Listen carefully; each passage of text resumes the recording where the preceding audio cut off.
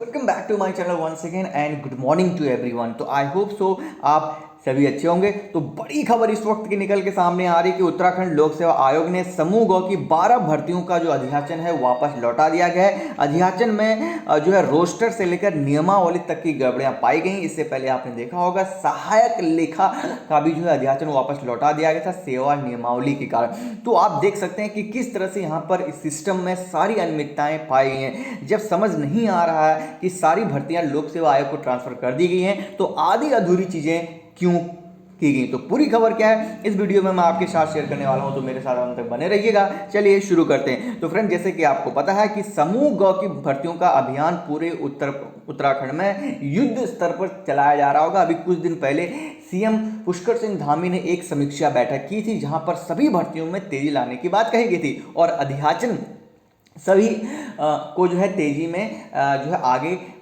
लाने की बात हुई थी। लेकिन इसी सिलसिले में आप देख सकते हैं कि समूह गौ की 12 भर्तियों का अधियाचन लौटा दिया गया है। इनमें आरक्षण रोस्टर से लेकर सेवा नियमावली तक में गड़बड़ियां पाई गई हैं। मुख्यमंत्री पुष्कर सिंह धामी ने पहले ही सभी विभागों को निर्देश दिए थे कि वो भर्तियों के आधे अधूरे अधियाचन आयोग को ना भेजें। अब मुझे ये बात समझ नहीं आती, जबकि नियमावली सब कुछ वही चीज़ होती है और थोड़ा बहुत रिफ्लेक्शन आता है, डिविशंस आता है, लेकिन फिर एक नियमावली तो जोड़ो। यहाँ पर आप देख सकते हैं कई नियमावलियों में ऐसी गड़बड़ें पाई गई हैं और एक नहीं पूरे 12 जो विज्ञप्ति है उनका अधियाचन जो है उत्तराखंड लोक सेवा आयोग ने शासन को यहाँ वापस कर दिया गया है। तो आप समझ सकते हैं कि किस तरह से यहाँ पर पूरी तरह से यहाँ पर जो है ढिलाई बरती जा रही। तो आप देख सकते हैं 28 अक्टूबर को आयोग के सहायक, इसकी बात में अभी मैंने रिसेंटली मैं करा था कि 28 अक्टूबर को आयोग को सहायक लेखाकार और लेखा परीक्षक के कुल 891 पदों पर भर्तियां निकालनी थी, लेकिन यहाँ पर केवल सहायक लेखाकार के 661 पदों पर ही जो है विज्ञापन जारी हो पाया। लेखा परीक्षक का विज्ञापन इसलिए नहीं जारी हो पाया क्योंकि इसके अधियाचन में खामियां होने के कारण इसको जो है वापस कर दिया गया था। तो आप समझ सकते हैं अब बात यहाँ समझ में नहीं आती है। जब सेवा नियमावली में कमी थी तो ये फॉर्म अधीनस्थ सेवा चयन आयोग से कैसे आ गया, इसका एग्जाम भी हो गया और इसका रिजल्ट भी आ गया था। तो आप देख सकते हैं पूरे अधियाचन भेजने को कहा था। तो आप देख सकते हैं कि मुख्यमंत्री पुष्कर सिंह धामी ने अपनी बैठक में तो यहाँ पर कहा था कि आपको यानी कि जितने विभाग हैं वो आधे अधूरे अधियाचन ना भेजें, पूरे अधियाचन भेजें ताकि भर्तियों में तेजी लाई जा सके। लेकिन जिस तरह से यहाँ पर काम हो रहा है वाकई में कहीं ना कहीं सवाल तो खड़े उठते हैं। तो इसी को लेकर आप देख सकते हैं कि लोक सेवा आयोग के जो सचिव हैं गिरधारी सिंह रावत ने क्या कहा है कि करीब 12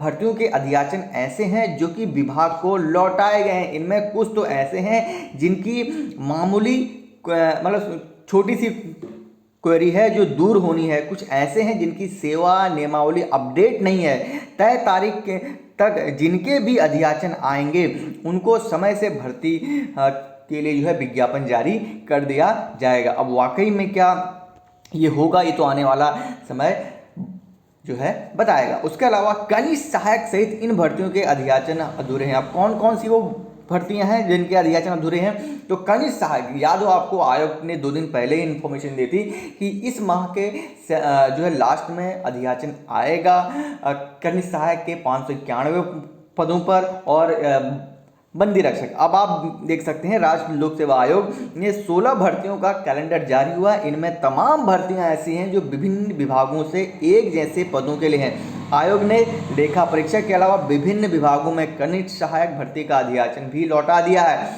तो इनमें कुछ कमियां हैं जिन्हें इन विभागों को दूर करना होगा। कनिष्ठ सहायक भर्ती का विज्ञापन इसी महीने के अंतिम सप्ताह में जारी होना था। इसके अलावा तमाम और भी ऐसे हैं, आप देख सकते हैं लैब असिस्टेंट है, मानचित्रकार है, उसके अलावा तमाम और ऐसे कुल मिलाकर 12 अधियाचन हैं जो कि लोक सेवा आयोग ने वापस लौटा दी हैं। अब बात करते हैं कि आखिर ये दिक्कतें क्यों आ रही हैं। तो आप देख सकते हैं अधीनस्थ सेवा चयन आयोग से जो है लोक सेवा आयोग भर्तियां ट्रांसफर हुई थी। राज्य सरकार ने जितनी भी जो भर्तियां थी लोक सेवा आयोग को दे दी थी। इसमें से आप देखा होगा कि आयोग ने राज्य लोक सेवा आयोग को ट्रांसफर करने का निर्णय लिया था। इसके बाद सभी अधियाचन सीधे राज्य लोक सेवा आयोग को भेज दिए गए थे।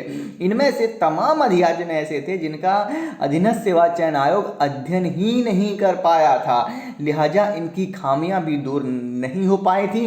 अब राज्य लोक सेवा आयोग को इनका अध्ययन करना पड़ रहा है। तो आप देख सकते हैं कि इस तरह से तमाम चीजें हैं। और कई बार चयन के समय घट गए पदों की संख्या। आपने देखा होगा रिसेंट में समूह गौ के कई ऐसे विज्ञापन हैं जब वो अंतिम समय तक एग्जाम भी हो जाते हैं, सब कुछ हो जाते हैं, लेकिन जब अंतिम समय में आते हैं तो पदों को घटा दिया जाता है। उसके अलावा सेवा नियमावली में भी जो है बड़ा यहाँ पर गड़बड़ झाला है। तो कहीं ना कहीं ये पूरा सिस्टम का फेलियर है जिसको बहुत तेज़ी से सुधार करने की ज़रूरत है। और साथ ही साथ उत्तराखंड अधीनस्थ सेवा चयन आयोग और लोक सेवा आयोग के बीच में कोऑर्डिनेट करना बहुत ज़रूरी है। नहीं तो इस तरह से अधियाचन आते रहेंगे, वापस जाते रहेंगे और अंत में नुकसान अभ्यर्थी का होने वाला है। बाकी इस खबर पे आपकी क्या राय है मुझे कमेंट सेक्शन में बताइए ज़रूर। वीडियो अच्छी लगी हो तो लाइक कर दीजिए, चैनल पे पहली बार आए हैं तो सब्सक्राइब ज़रूर करें। थैंक यू फॉर वॉचिंग मी। जय हिंद, जय भारत, जय उत्तराखंड। और आज हमारा उत्तराखंड का राज्य स्थापना दिवस है। आप सभी को शुभकामनाएं।